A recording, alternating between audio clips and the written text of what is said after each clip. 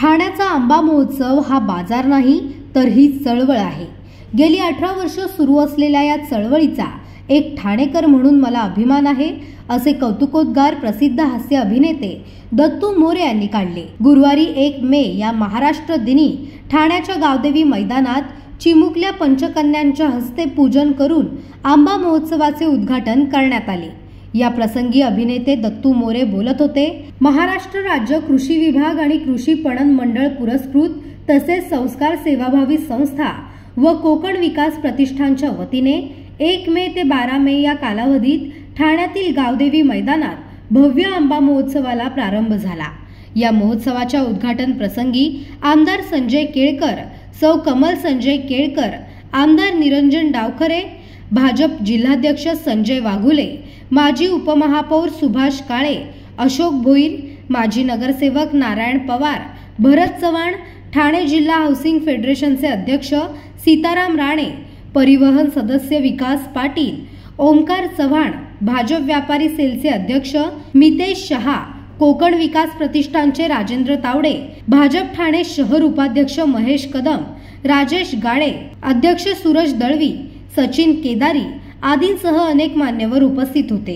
यावेळी अभिनेते दत्तू मोरे यांनी आपण आता ठाणेकर असल्याचा उल्लेख करीत गेली 18 वर्ष सुरू असलेल्या या आंबा महोत्सवाच्या चळवळीचे कौतुक केले। तसेच कोकणातील शेतकऱ्यांच्या पाठीशी उभे राहण्यासाठी ही चळवळ सुरू ठेवणाऱ्या अभिनय क्षेत्रात सहकारी असलेल्या आमदार संजय केळकर यांचा अभिमान वाटत असल्याचे देखील सांगितले। कार्यक्रमाचे सूत्रसंचालन करून ऋषी देसाई यांनी अस्सल मालवणी भाषेत आंबा महोत्सवाचे गाराणे घातले, तर आमदार निरंजन डावखरे यांनी देखील आंबा महोत्सवाच्या चळवळीचे कौतुक करीत शेतकरी बांधवांना शुभेच्छा दिल्या। हा केवळ बाजार नाही, ही एक चळवळ आहे। या माध्यमातून गेली 18 वर्ष कोकणातले आंबा उत्पादक आणि या सगळ्या परिसरातील आमचे रहिवासी ठाणे आणि ठाण्याबाहेरचे देखील यांचा एक सुंदर मेळा या ठिकाणी दरवर्षी भरत आलाय आणि 1 मेला याचं सुरुवात होते। आज याची सुरुवात झालेली आहे। मला खात्री आहे की दरवेळेला हवामानाच्या बदलामुळे शेतकरी अत्यंत त्रस्त असतो, चिंतेमध्ये असतो, तरी देखील तो कष्टाने धैर्याने या ठिकाणी आंबा उत्पादक शेतकरी आपले आंबे घेऊन येतो। त्याला ताकद दिली पाहिजे। थेट शेतकऱ्याकडनं आपण चांगल्या दर्जाचा आंबा घेणार आहोत। मी या निमित्ताने देखील आवाहन करेन की शेतकऱ्याला आपल्या ताकद द्या आणि अतिशय चांगला दर्जेदार खराखुरा कुठल्याही प्रकारची प्रक्रिया न केलेला असा आंबा या ठिकाणी आपल्याला उपलब्ध होईल।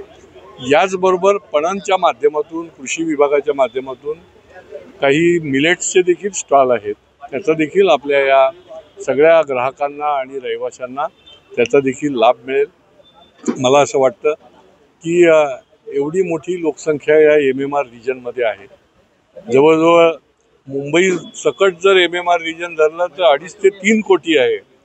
जर अशा पद्धतीने शेतकरी आणि ग्राहक असा मेळा जो आहे तो सातत्याने जर भरला तर निश्चितपणे ग्राहकाला देखील चांगला दर्जेदार माल मिळेल। मग कुठलंही फळ असेल, भाज्या असतील आणि आमच्या शेतकऱ्याला देखील या निमित्ताने थेट त्याला फायदा होईल। मधला दलाल मुक्त अशा प्रकारची ही चळवळ जी आहे ती आणखीन जोर धरू लागेल।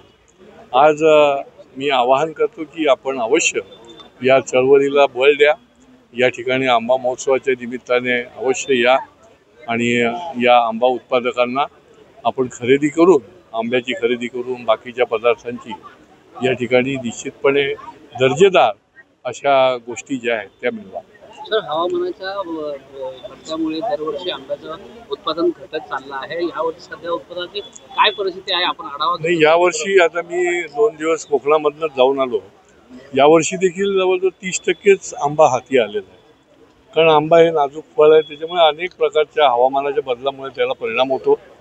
पण तरी देखील आंबा जो आहे तो आपल्याला बाजारपेठेमध्ये निरनिराळ्या ठिकाणी दिसतो आणि आंबा उत्पादक शेतकरी देखील अतिशय चिकाटीने या ठिकाणी आंबा जो आहे तो लोकांकरता उपलब्ध करतो। सर, शहरामध्ये अनेक ठिकाणी आंब्याचे स्टॉल लागलेले आहेत, परंतु काही ठिकाणी जे आहे वेगवेगळ्या बाहेर म्हणजे महाराष्ट्राच्या बाहेरचा आंबा हापूस म्हणून विकला जातो, कशा प्रकारे त्यावर कारवाई करतो?